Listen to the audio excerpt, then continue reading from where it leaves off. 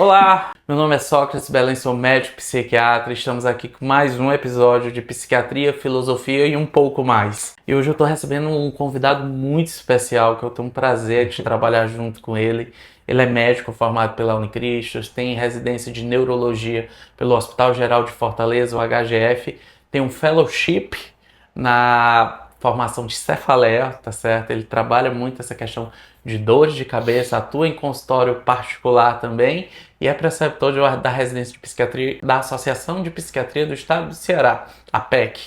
Então eu recebo com muito carinho ele hoje, Dr. Alberto Castelo. Muito obrigado de estar aqui prazer, hoje. meu amigo. Tá ok? E aí, deixa primeiro uma mensagem inicial, deixa teu Instagram para o pessoal te seguir. O Alberto tem um conteúdo sobre dor de cabeça maravilhoso no Instagram dele. Então, se apresente aí um pouquinho, algo mais para lá. Pronto. Primeiramente, eu queria agradecer ao convite do Dr. Sócrates, que antes de tudo já é um grande amigo meu, tá?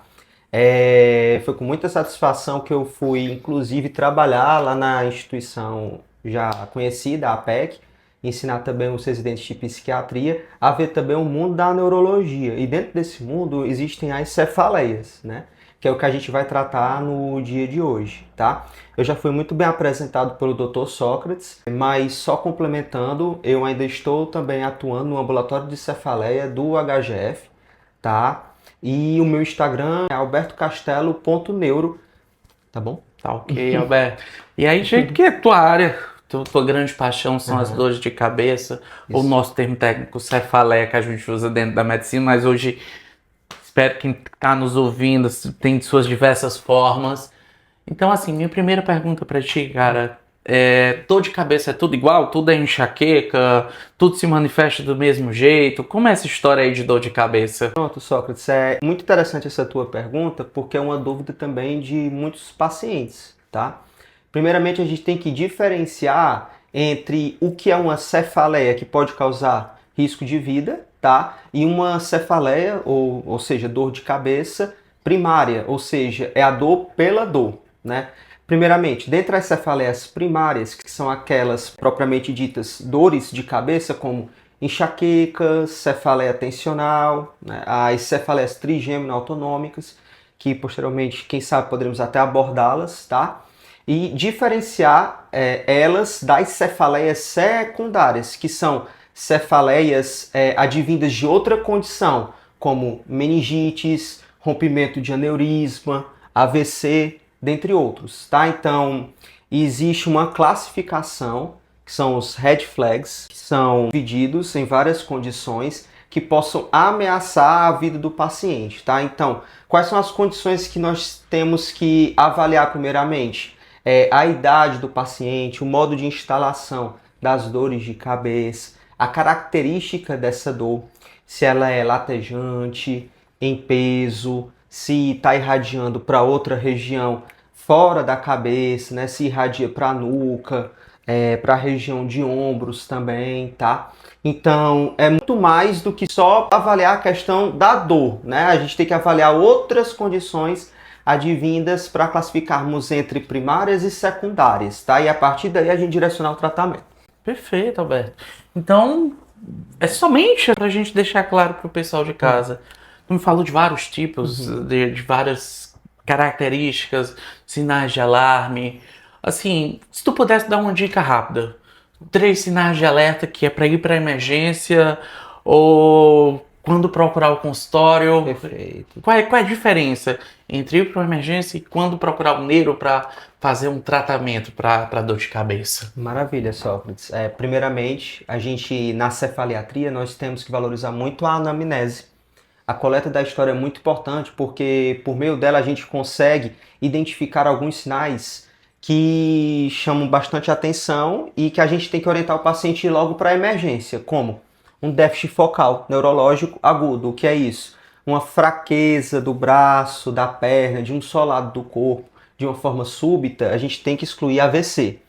Na história, também é importante nós perguntarmos o modo de instalação dessa dor de cabeça. Se ela for aguda e começar de forte intensidade, a pior dor da vida, em até 1 minuto, em segundos, nós temos que classificar essa dor como se falar em thunderclap. Então, obrigatoriamente, temos que excluir aneurismas também, né?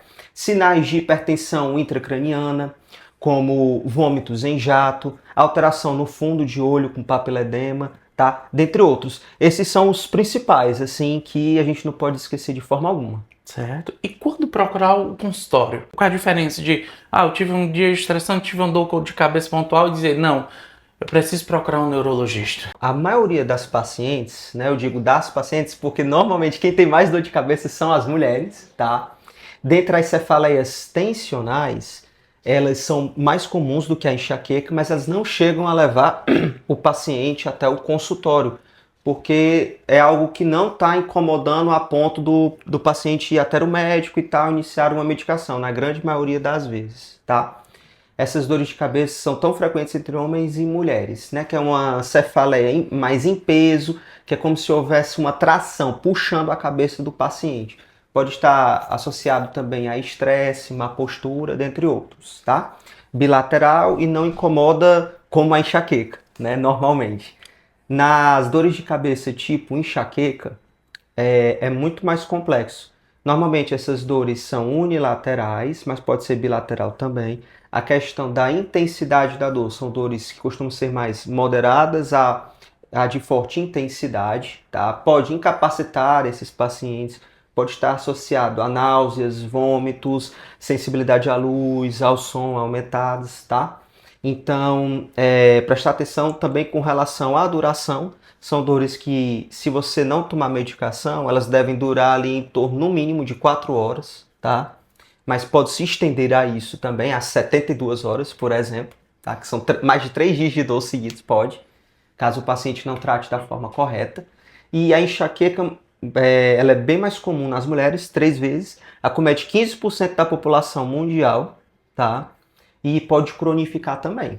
A gente disse que a enxaqueca é crônica quando ela acomete, quando as dores de cabeça estão presentes em pelo menos 15 dias de dor por mês, por pelo menos 3 meses, sendo 8 dessas dores com as características que eu mencionei, tipo enxaqueca.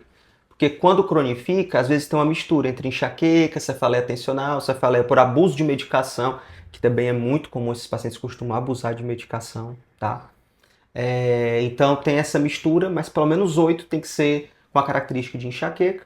E enxaqueca crônica acomete 3% da população mundial e é uma das doenças que tem uma associação também com transtorno de humor, né? Como o Sócrates é o rei aí dos transtornos de humor, ele já sabe de tudo. Como depressão, ansiedade, transtorno bipolar, dentre outros, né? Perfeito, tu falou até estresse, já me puxa para minha área. E aí eu vejo muito frequente, Alberto, tu me fala esse negócio da associação com depressão, ansiedade, transtorno bipolar, a dor de cabeça, a presença de sintomas somáticos, tanto náuseas ou dores difusas pelo corpo. A gente tem uma condição de dores difusas persistente chamada fibromialgia, mas a enxaqueca, a dor de cabeça habitual também está muito associado. Sim. E aí, me chamou a atenção, um pouquinho antes dessa semana da gente começar a gravar aqui, albertocastelo.neuro, não é isso? Isso. O Instagram do Alberto, e ele lançou uma enquete dentro do Instagram dele. O Alberto é bem ativo dentro das redes sociais. Eu aconselho demais vocês seguirem ele. Tem informação útil, informação verdadeira. É um especialista de fato na área que ele trabalha. E aí tu lançou uma enquete sobre o que a gente falava aqui. Vou gravar com um psiquiatra. E aí dentro desse contexto a galera votou em depressão. Disparado. 62% da última vez que eu vi. Eu acho que foi algo do tipo. Tem outras opções, enfim.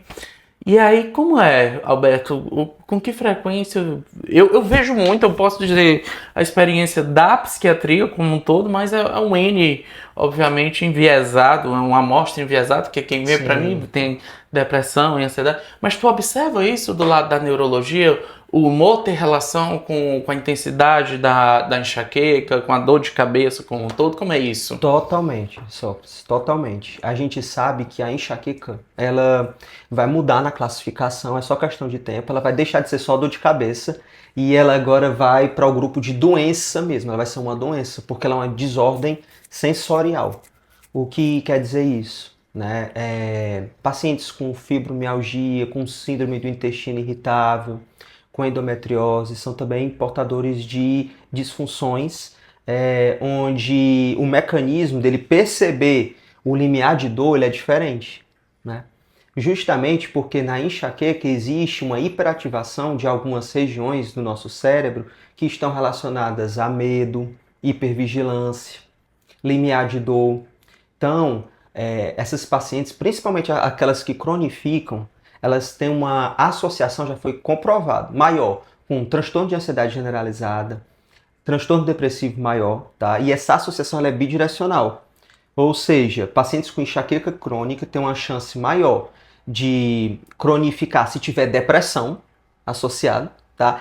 E a enxaqueca crônica também ela é mais comum em pacientes com depressão, então é bidirecional, tá? O risco de você ter enxaqueca é maior em pacientes com depressão, certo? Existe também um polimorfismo genético entre as duas condições, tá? E as cascatas são diversas, né? Modulação descendente de dor alterado, tá? Apesar de que nos pacientes com depressão a gente sabe que dentre os critérios de depressão não tem aquele critério de o paciente apresentar uma percepção dolorosa maior. Não existe isso, né? Mas é comprovado essa associação entre essas duas comorbidades, tá? Apesar de não estar presente nos critérios de depressão, certo?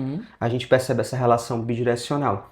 E outra coisa também é uma hiperativação do eixo hipotálamo, hipófise adrenal, liberando mais cortisol, piorando estresse, depressão, que isso pode acontecer, além de que foi comprovado também aumento dos níveis de CGRP, que é uma molécula que está diretamente relacionada às crises de enxaqueca, liberada ali a nível de nervo trigeminal. Já foi comprovado também que essa molécula não está ligada só à dor, mas também à própria alteração límbica ali, ou seja, estresse, depressão, o CGRP também está ligado. Então, o fato dele ser liberado na enxaqueca pode piorar a depressão.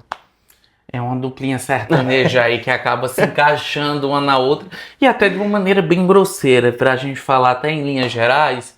É tipo, aquele dia que tu tá mais estressado, a dor de cabeça te incomoda mais. Você não rendeu bem, não dormiu bem, a dor de cabeça tá lá. Então, se tem uma alteração de humor, às vezes até fisiológica, não, obviamente a depressão é um estado de humor deprimido, persistente, que aí vem todas essas alterações que tu traz pra gente, de novos estudos, de atualizações.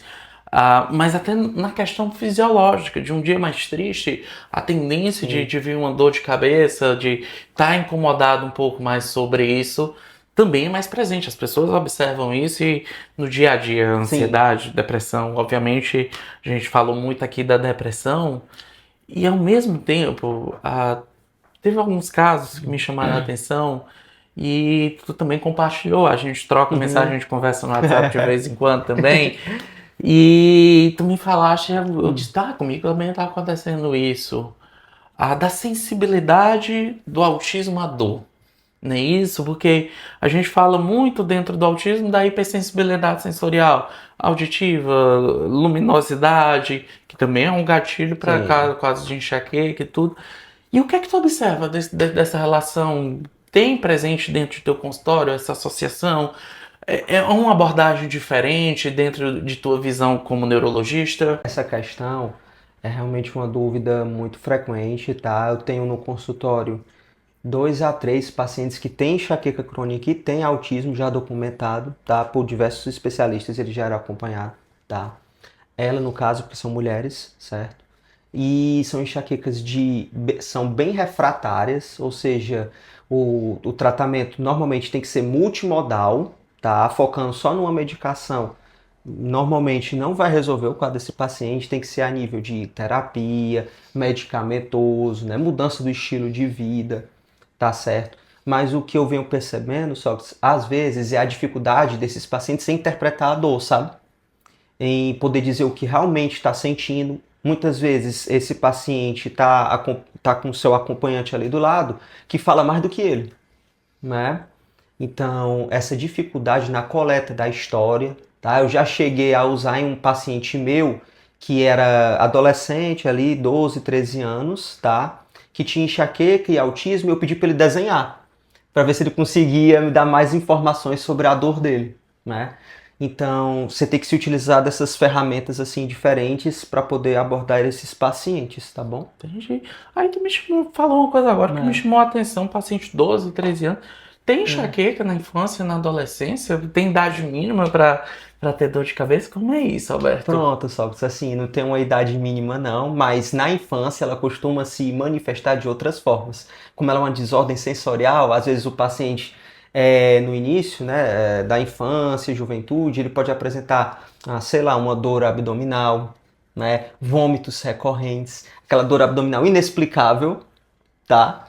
E uma tontura inexplicável, tá? Aí você faz todos os exames no paciente, os exames todos normais, tá? Trato gastrointestinal também, sistema nervoso central, tudo normal. Aí você entra como diagnóstico diferencial a enxaqueca na infância, que ela é um pouquinho mais diferente também a caracterização, ela costuma ser mais bilateral, moderada intensidade, tá? Pode variar. Tem alguns medicamentos que são contraindicados também na infância, tá? A gente tem que ficar ligado quanto a isso, né? Mas, de forma geral, é isso mesmo. Tu já falou até de tratamento agora, de medicação contraindicada, mas eu confesso que eu vi um post teu no Instagram que me chamou a atenção. Tu falou algo de Botox para o tratamento de dor de cabeça. Foi algo do tipo... Eu pensei que o Botox era aquele negócio de tirar ruga, é a mesma coisa, é um Botox diferente. Como é essa história de tratar dor de cabeça com Botox, Alberto?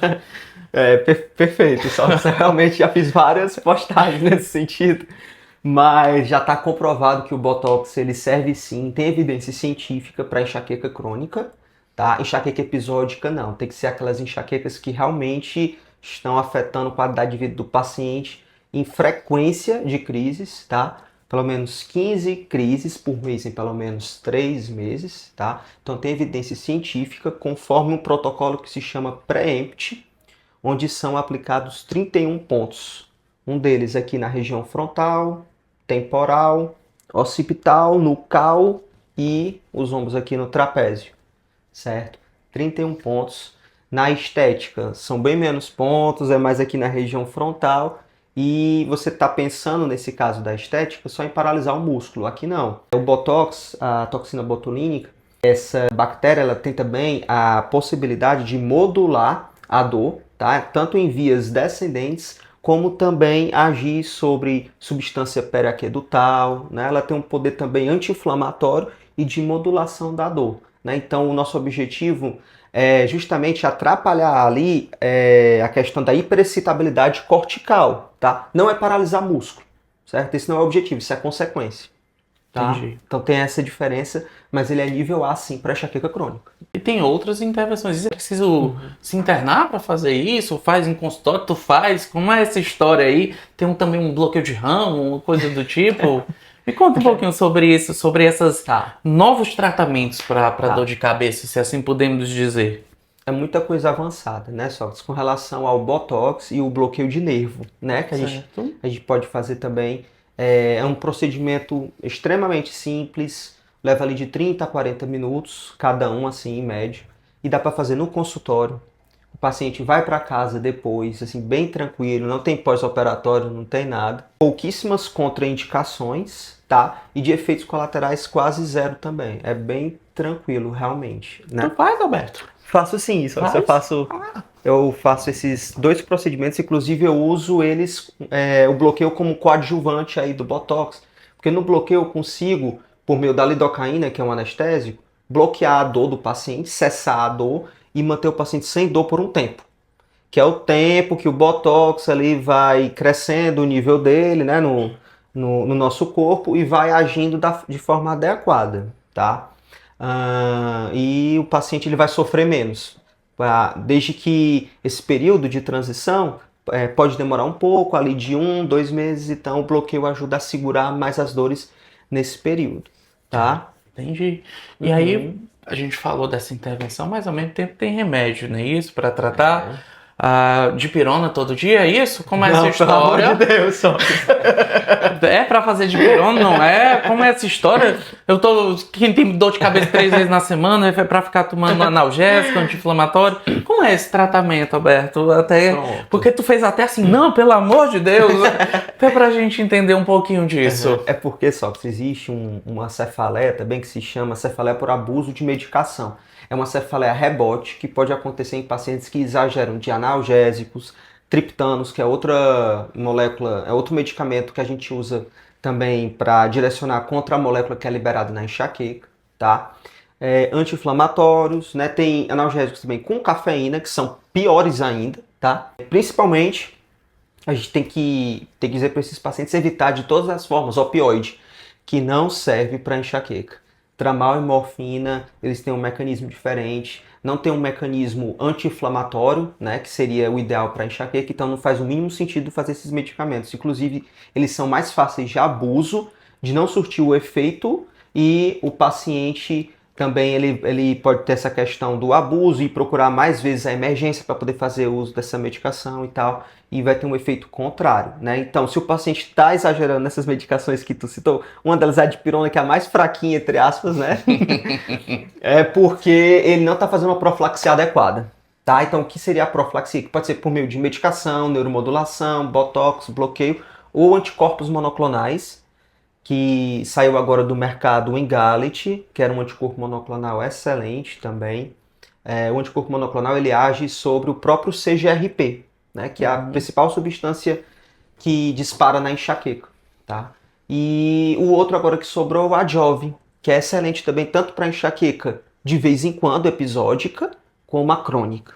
Perfeito, perfeito. E ainda falando, tu falou de medicamentos profiláticos, tem muitos que são meus, né? Tem uns que são bastante da psiquiatria, alguns antidepressivos que a gente também utiliza, também funciona, né? Porque Sim. eu já tive paciente que se assustou, dizendo, olha, doutor, o neurologista disse que eu tinha enxaqueca. Eu fui no neurologista e passou, foi um antidepressivo.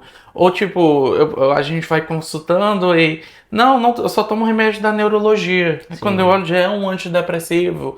E coloca dentro disso. Então, alguns antidepressivos têm evidência, não é isso? Para profilaxia. Com certeza, Sócrates. A gente já sabe que a enxaqueca, um dos mecanismos de disparo dela não é só o CGRP. Tem também relação com serotonina, relação noradrenérgica, com dopamina também. Então, a gente sabe que alguns medicamentos que são usados na psiquiatria também surtem efeito na enxaqueca.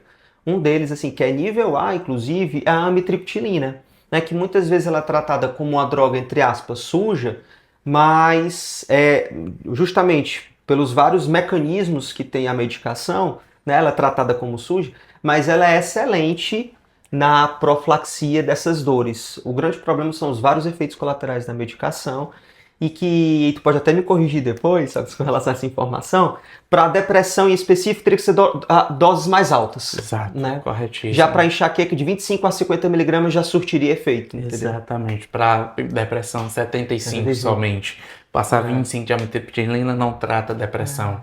De Outra fato. medicação excelente é a venlafaxina, que para servir para enxaqueca seria ali no mínimo 150 miligramas, já num teto ali noradrenérgico. Podia passar mais de uma hora, que a gente está num papo tão legal. E logo sobre enxaqueca. Exatamente.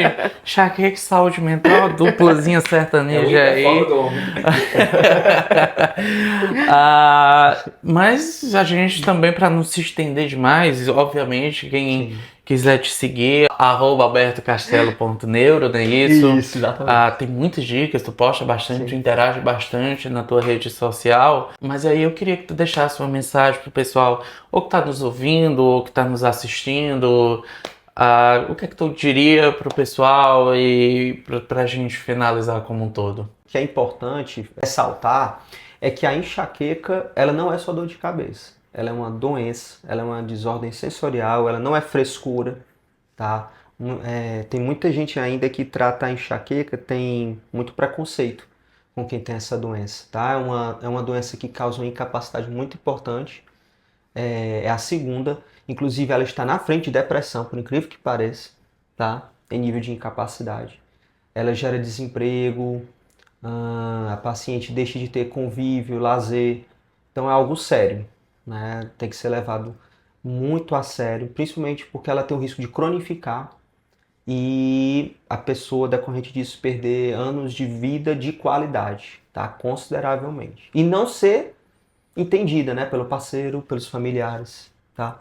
Então esse é o recado para a gente dar importância para essa doença que ela merece. Meu amigo, muitíssimo obrigado por ter vindo Valeu hoje. demais. Recebemos hoje o Dr. Alberto. Muito obrigado para quem ficou até aqui e até a próxima.